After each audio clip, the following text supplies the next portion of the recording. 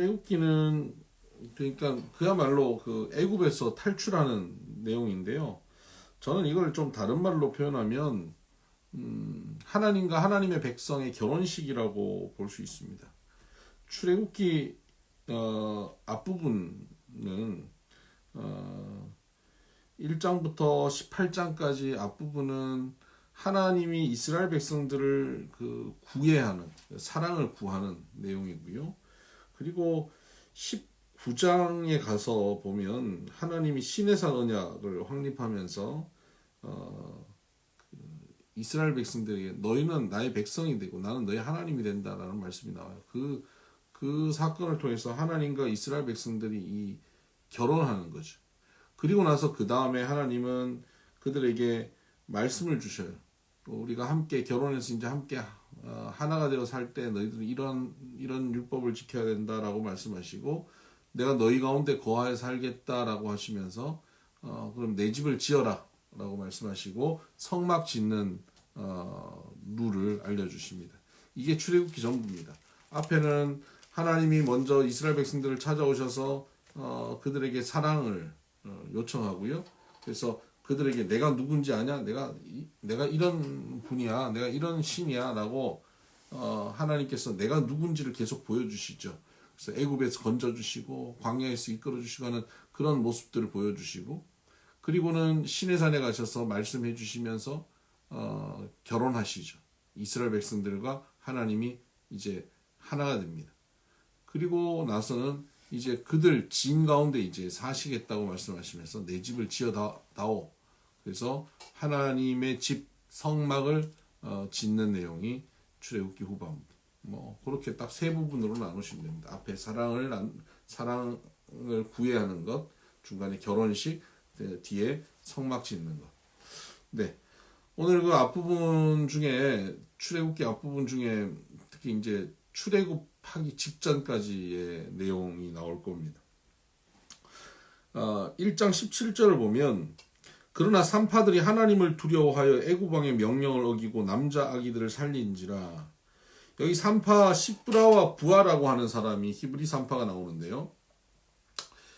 요셉 이후에 그들이 400년 가까이 살면서 이스라엘 백성들이 70명 들어왔는데 야곱의 자손 70명 들어왔는데 이들이 수백만으로 불어나고 있는 겁니다.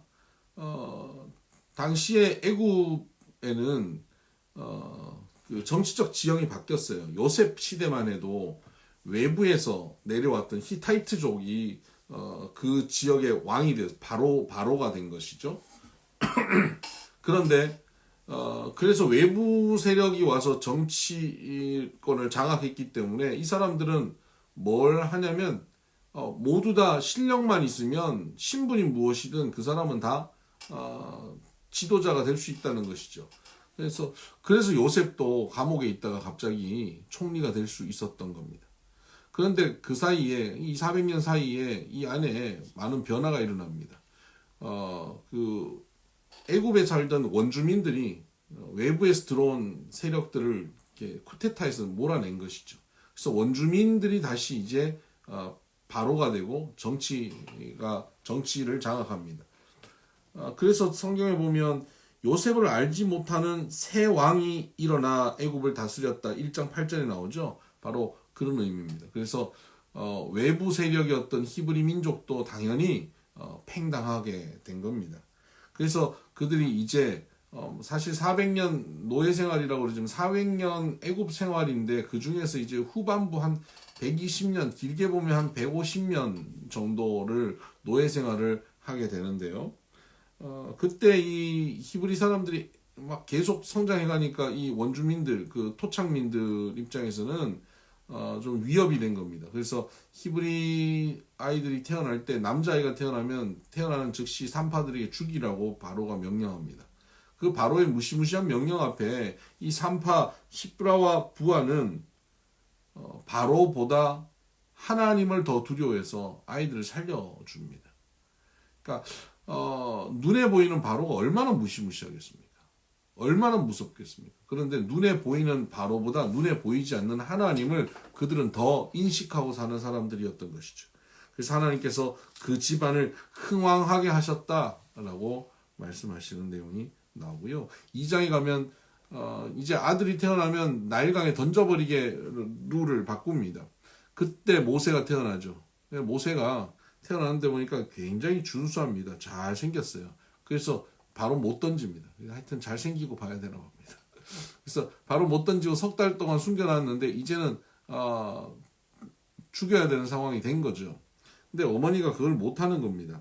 그래서 3절에 보면 2장 3절 더 숨길 수 없게 되며 그를 위하여 갈대 상자를 가져다가 역청과 나무진을 치라고 아기를 거기 담아 나일 강가 갈대 사이에 두고 자녀를 키우다가 우리가 할 수 없는 그 영역에 도달할 때가 옵니다. 내가 뭐 더 이상 도울 수 없고 어쩔 수 없이 이제 내 품에서 떠나보내야 될 때가 와요. 사실 부모님들 이거 잘 하셔야 돼요. 자녀를 내려놔야 된다 하잖아요. 언제까지 다 챙기겠습니까? 자녀를 내려놓을 때 우리가 할 수 있는 것은요. 부모가 할 수 있는 것 아무것도 없어요. 갈대 상자에 역청과 나무진 바르는 것밖에 없습니다. 우리가 자녀의 미래를 다 만들어줄 수 있을 것 같습니까? 아무것도 못해요. 우리가 할 수 있는 건, 부모가 할 수 있는 건 갈대 상자와 역청과 진 바르는 거예요. 그 정도 하는 것입니다. 그러면 거기 가장 중요한 건 뭘까요? 기도입니다. 하나님께 이 아이를 온전히 맡기는 거예요. 여러분 오늘 시간 나면 요게벳의 기도 맞나요? 찬양 중에 이 모세 어머니의 이 기도가 있는 이 찬양 한번 들어보세요. 참 은혜가 됩니다. 오늘 말씀 읽으면서 그 찬양 틀어놓고 읽으시면 참 좋을 겁니다. 하여간 여러분들 자녀를 키우실 때 우리가 할 수 있는 것이 아무것도 없다. 갈대상자 만드는 것, 역청과 진 바르는 것밖에 없다라고 하시고 내려놓으시기 바랍니다. 요게벳의 노래군요. 요게벳의 노래를 들어보시기 바랍니다. 그리고 나서 오늘 제가 묵상 포인트로 좀 생각하는 것은 2장 23절입니다. 여러 해 후에 애굽 왕은 죽었고 이스라엘 자손은 고된 노동으로 말미암아 탄식하며 부르짖으니 그 고된 노동으로 말미암아 부르짖는 소리가 하나님께 상달된지라. 여러분 고된 노동은 너무 싫은 거예요. 근데 고된 노동이 없었으면 이스라엘 백성들이 부르짖지 않아요. 감당할 정도의 노동, 상식적인 노동이면 좋겠다 싶었겠죠. 근데 그랬으면 이들이 기도하지 않고요. 그러면 하나님의 응답도 없어요. 고된 노동이 부르짖게 되고 하나님의 응답이 있어서 출애굽이 시작되는 겁니다. 여러분 오늘 우리 삶 가운데 고된 노동 같은 삶이 있을 수 있습니다. 좀 평범하고 좀 쉬운 삶이면 좋은데 왜 이렇게 힘든가 싶어서 끙끙 앓고 탄식이 나올 때가 있지요. 그것이 저주가 아니에요. 그 탄식이 나오고 하나님 앞에 우리가 그 탄식으로 인해서 하나님 앞에 우리가 더 나가게 되는 것이고 그때 하나님의 응답이 우리에게 나타나게 되는 것입니다. 그래서 여러분 고된 노동 앞에 너무 절망만 하시지 마시고 이것이 오히려 하나님의 응답이 가까운 때구나 라고 생각하시기 바랍니다. 꼭 노동만을 얘기하는 게 아니라는 거 아시죠? 고난, 어려움 다 마찬가지입니다. 3장에 가면 불타는 떨기나무 앞에서 모세가 하나님을 만나고 하나님의 부르심을 받는 장면이 나오는데요. 여기서 하나님께서 내가 너를 보내겠다라고 말씀하시거든요. 3장 10절 이제 내가 너를 바로에게 보내어 내 백성을 인도하게 하겠다 그럽니다. 11절 보면 모세가 하나님께 이르되 내가 누구이기에 바로에게 가며 이렇게 얘기합니다. 여러분 하나님은 모세에게 뭘 얘기하시냐면 하나님이 내가 너를 보내겠다고 말씀하십니다. 근데 모세는 뭐라 그러면 내가 누구이기에 그 일을 하겠습니까? 라고 말합니다. 주어가 달라요. 하나님의 주어는 하나님이에요. 모세의 주어는 모세 자신이에요.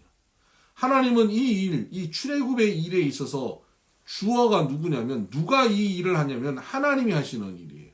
근데 모세는 내가 하는 걸로 초점을 맞추고 있습니다. 그러니까 힘든 거예요. 여러분 내가 하려고 하면요 힘들어요. 하나님께서 우리에게 하나님이 하신다고 말씀하셔요. 여러분의 사업도 여러분의 직장도 여러분의 자녀 양육도 여러분의 가정도 주어가 누구냐면 하나님이세요. 하나님이 하시는 겁니다. 아멘? 네, 하나님이 하시는 거예요. 근데 내가 이걸 어떻게 합니까? 나는 못합니다. 지금 내 상황이 이래요. 내가 가진 게 이래요. 내 능력이 이래요. 내가 해도 안 돼요. 그러면 절망해요. 그런데 여러분이 하기에 내버려 두지 않으세요. 하나님이 궁극적으로 하신다고요. 그걸 믿고 오늘 우리에게 주어진 사명을 감당하러 나가십시다. 하나님이 하실 겁니다.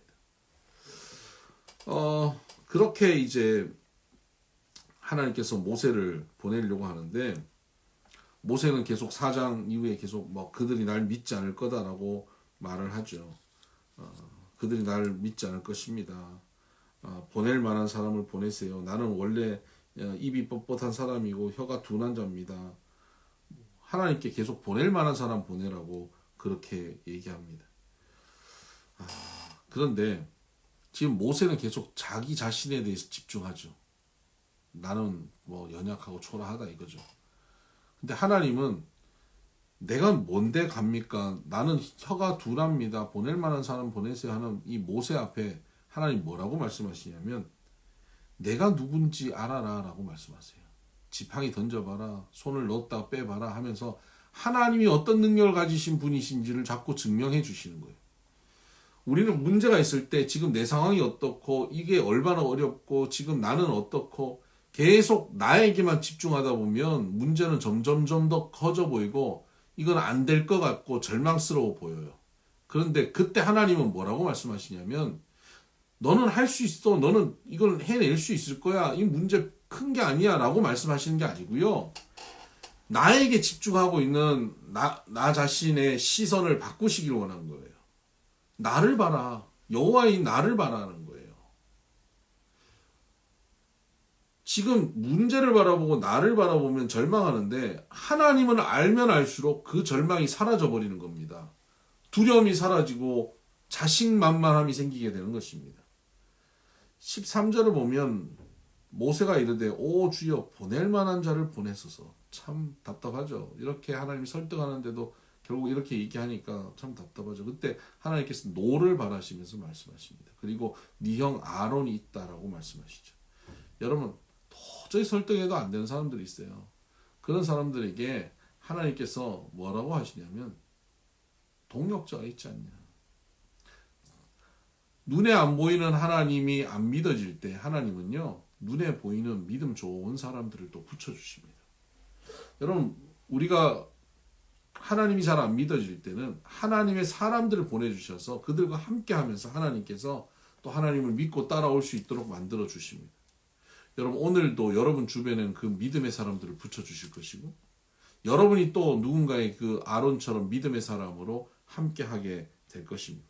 그래서 모세가 이제 애굽으로 다시 돌아가죠. 그때 하나님께서는 아론에게도 따로 말씀하셔서, 이제 네 동생 모세가 오니까 너 나가서 맞아라. 그래서 40년 동안 헤어져 있었는데 모세와 아론은 각각 그 위치에서 여호와 하나님의 말씀을 받고 만난 거예요. 그 만나서 나에게 말씀하셨던 하나님에 대해서 서로 간증하고 나누니까 얼마나 성령 충만하겠어요. 굉장히 가슴 뜨겁지 않습니까? 여러분도 그런 적이 있으시죠? 각자 받은 은혜를 가지고 서로 나누다 보면 성도의 교제가 그런 거거든요. 같이 나눌 때 은혜가 충만해요. 이번 주부터 우리 교인들 나오실 분들 나오셔서 함께 예배 드릴 건데, 예배 함께 나누고 함께 성도들이 모여서 함께 예배 드리고 함께 말씀을 나누고 서로 삶을 나누는, 그게 얼마나 우리로 하여금 충만하게 하는지 몰라요. 이런 충만함이 우리 교회 가운데 가득해지기를 바랍니다. 그리고는 그 충만함으로 그들이 이제 백성들에게 나가고 백성들의 장로들에게 그 소식을 전합니다. 그랬더니 백성들이 모두 다 그것을 믿어요. 백성이 믿고 그들이 하나님께 경배합니다.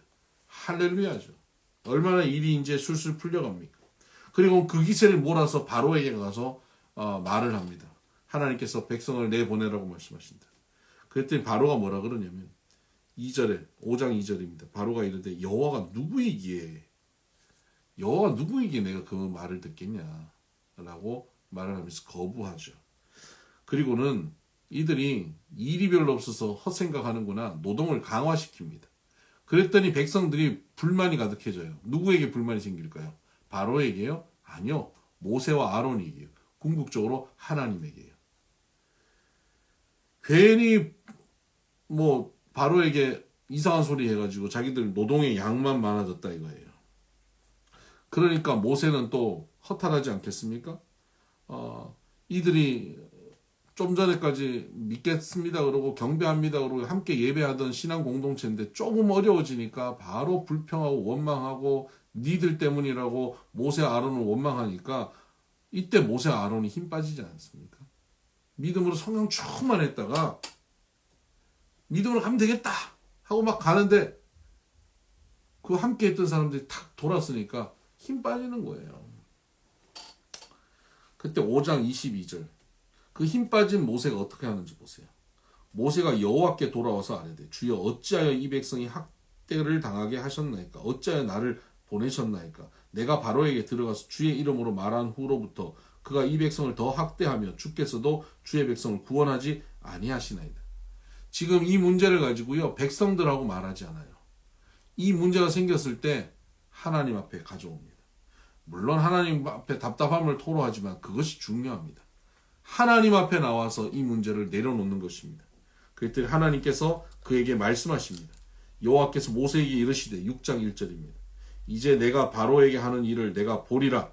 강한 손으로 말미암아 바로가 그들을 보내리라. 강한 손으로 말미암아 바로가 그들을 그의 땅에서 쫓아내리라. 하나님께서 모세에게 강력하게 말씀하시죠.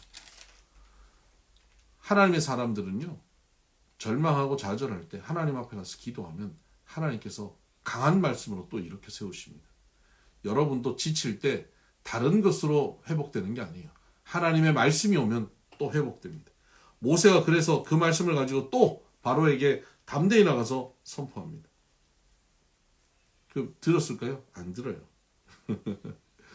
안 들어서 또 안 들으니까 모세는 어떻게 될까요? 또 믿음이 다운됩니다. 여러분 신앙이 그렇잖아요. 믿음으로 성령 충만했다가 또 상황이 안 되면 뚝 떨어지고 또 말씀 듣고 또 은혜 받았다가 또 상황이 안 되면 뚝 떨어지죠. 모세도 똑같았어요. 사람이 그렇습니다. 12절에 보면 모세가 여호와 앞에 아뢰어 이르되 이스라엘 자손도 내 말을 듣지 아니하거든 바로가 어찌 들으리까 나는 입이 둔한 자니이다. 여호와께서 모세와 아론에게 말씀하사 그들로 이스라엘 자손과 애굽 왕 바로에게 명령을 전하고 이스라엘 자손을 애굽 땅에서 인도하여 내게 하시니라.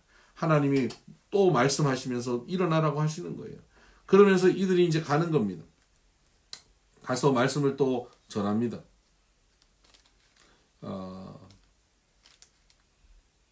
네. 6장부터 7장까지 계속 7장 1절에 초반에도 하나님께서 그 말씀을 주시면서 회복시키는 말씀이고요. 그리고는 이제 바로에게 가서 7장 8절부터 바로에게 가서 말씀을 전합니다. 지팡이로 뱀을 만드는 모습을 보이면서 하지만 듣지 않아요. 그러면서 이제 첫 번째 재앙이 시작되는 겁니다. 14장부터 재앙이 시작됩니다. 나일강이 피로 변하는 거예요. 10가지 재앙 여러분 아십니까? 피계, 이파가, 매종, 우, 흑장. 피계, 이파가, 매종, 피계, 이파가, 종우, 맥흑장. 제가 이게 신대원 시험 칠 때 외웠던 거라. 이 10가지 재앙이 전부 다 뭐냐면요. 이 애굽 사람들이 섬기는 우상과 관련되어 있습니다. 피는 나일강이잖아요. 나일강을 피로 만드는 거예요. 나일강은 그들의 젖줄이에요. 그들이 믿고 의지했던 풍요의 상징이죠. 나일강을 신으로 섬겼거든요. 그것이 하루아침 바뀌는 거예요. 피로. 또 개구리는 다산의 신이에요. 많이 낳게 개구리 알 얼마나 많습니까? 그것처럼 다산의 신인데 그 다산이 너무 심해져서 그에게 저주가 되게 하는 거죠. 그러니까 이 바로가 여호와의 말씀을 처음 들었을 때 뭐라고 하냐면 여호와가 누구냐라고 말을 하잖아요. 근데 여호와께서 10가지 재앙을 통해서 바로와 바로의 백성들에게 내가 누구인지를 분명히 보여주고 있습니다. 니들이 믿는 그 신들을 완전히 차원 다르게 위에 있는 내가 참신이다 하는 것을 보여주시는 것이죠. 그 신을 완전히 밟아버리는 겁니다. 그래서 이는 그 땅에 있는 티끌로 이를 만들거든요. 땅의 신입니다. 땅에서 풍요를 주는 신. 네, 그 신을 짓밟아 버리죠. 팔이 바알세붑 신입니다. 이들이 바알세붑을 섬겼거든요. 파리 모양의 이런 신을 섬겼습니다. 또 가축이 질병에 걸려 넘어집니다. 이들이 황소를 섬기잖아요. 황소의 신을 섬기는데 그것이 얼마나 쉽게 넘어지는지를 보여주는 것이지. 또 종기가 생깁니다. 질병의 신, 치유의 신인데요. 보통 그 당시에 그 마법사, 요술사, 뭐 이런 여기 성경에는 요술사들로 나오는데 이들이 그 질병의 그 치유를 위해서 늘 기도하고 하는 사람들인데 이 종기 때 요술사들도 종기에 걸렸다 이런 말씀이 나옵니다. 그러니까 그 질병의 신도 내 아래 완전 짓밟혀 버린다 하는 말씀을 하시는 거죠. 그리고 우박입니다. 우박, 창공의 신, 하늘을 지배하고 비를 내리는 신. 이 신도 너희들에게 축복을 줄 수 없다라고 말하시죠. 그리고 메뚜기, 곡물의 신도 짓밟아 버리는 겁니다. 그리고 흑암이 오면서 그들이 섬겼던 태양의 신도 짓밟아 버리고요. 그리고 나중에 장자를 다 죽이면서 그들이 믿었던 생명의 신도 짓밟아 버리는 겁니다. 그러면서 내가 참신이라는 것을 하나님께서 선언하고 알려주고 있습니다. 여러분, 우리가 의지하고 신뢰하는 게 뭡니까? 내 건강입니까? 내 물질입니까? 내 능력입니까? 그것 믿고 내가 교만하게 살아가면 하나님께서 그것을 다 짓밟아 버리십니다. 그것이 아무것도 아니다. 오직 나만이 의지할 자라는 걸 보여주시는 것이죠. 여러분, 재앙으로 인해서 하나님을 인정하는 사람이 되기 전에 하나님 말씀하실 때 하나님이 이 모든 것의 주인이십니다. 나는 하나님만 의지합니다. 라고 고백하며 나갈 수 있는 우리가 되기를 바라고요. 10장 2절에 보면 애굽에서 행한 일들 곧 내가 그들 가운데 행한 표징을 내 아들과 내 자손의 귀에 전하기 위함이라. 이 10가지 재앙은 또 이스라엘 백성들에게는 후손들에게 이 재앙들을 통해서 하나님의 하나님 되심을 보여주는 사건이 되는 거죠. 근데 이 본문을 읽어가면서 여러분도 오늘 되게 좀 헷갈리는 이건 무슨 의미지라고 하는 부분이 있을 텐데요. 11장 10절에 보면 앞에도 계속 반복해 나오는 것이지만 11장 10절 하반절에 보면 여호와께서 바로의 마음을 완악하게 하셨으므로 그가 이스라엘 자손을 그 나라에서 보내지 아니하였더라. 결국 하나님께서 바로의 마음을 완악하게 하셨네요. 바로의 잘못이 아니네요. 그래서 이거 하나님 말씀 안 들은 거잖아요. 아니요, 그런 게 아니고요. 하나님께서 특별히 더 완악하게 하신 게 아니에요. 하나님은 완악한 바로의 마음을 그냥 그대로 내버려 두신 거예요. 그 내버려 두신 것이 완악하게 하셨다라고 표현되는 겁니다. 로마서에 보면 이 인간의 죄에 대해서 하나님 어떻게 하십니까? 하나님을 상실한 마음대로 그대로 내버려 두시고 그들의 욕심대로 내버려 두시고 내버려 두시니까 온갖 죄를 우리가 짓게 돼 버리는 것 아닙니까? 그러니까 하나님 없는 대로 내버려 두시면 하나님이 개입하지 않고 내버려 두시면 완악한 대로 그대로 가는 겁니다. 오늘도 우리의 마음을 하나님께서 그대로 내버려 두시면요, 우리는 온갖 죄에 노출돼 버립니다. 그 고집스러운 죄악의 자리에 우리가 가게 됩니다. 하나님께서 우리를 그대로 내버려 두지 않으시고 하나님이 우리의 마음을 붙잡아 주시기를 간구하시기 바랍니다. 하나님 우리의 마음이 깨끗하고 거룩하고 하나님 말씀을 잘 들을 수 있는 옥토 같은 마음이 되게 해주세요 하고 겸손한 마음 되게 해달라고 하나님 앞에 간구하시기를 바랍니다. 내 마음에 고집스럽고 교만하고 완악한 마음이 있다면 하나님 제하여 달라고 기도하시길 바랍니다. 가족 중에 자녀들 중에 혹시 그런 마음이 있다면 막 꾸짖고 이래서 되는 게 아니고요. 기도하면서 하나님의 은혜가 임해야 그 마음이 바뀝니다. 그렇게 기도하며 가시기를 주의 이름으로 축복합니다.